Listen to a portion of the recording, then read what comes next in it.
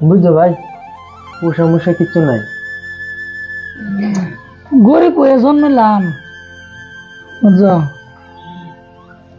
যদি আমরা কপালের মধ্যে আল্লাহ হিরম ধনী বানায় দিত, তো আজ আমরা গরিব।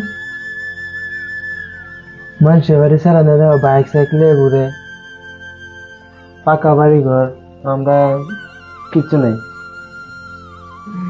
এটাই হইতে হইতে চিন্তা করি যে রাস্তাতে যাইতাম, গিয়ে একটা টায়ার ব্যাগ পাইতাম, নাহলে একটা শূন্যের ঘড়ি পেতাম, নাহলে একটা শূন্যের বাড়ি পেতাম, একবারে ধনী বললাম। এটা আমরা বলা নাই। হ্যাঁ, এটা আমরা আমরা কবল বলা না। নাই। দেখ বউ ভাই, জায়গা। যাও।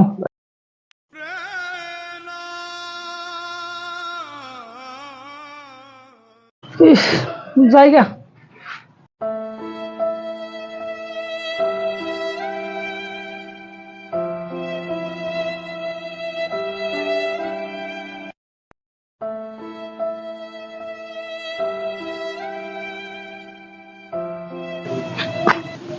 কানা হইয়া কিরম দেখা যায় দেখি দুনিয়াটার মধ্যে।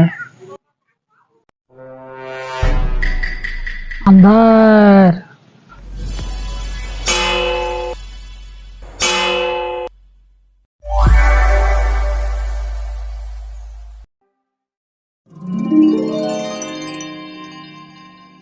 এই কানা, তোরে তো আমি দিছিলাম, নিলি না, উষ্টামা ফেলাতে গেলি গা।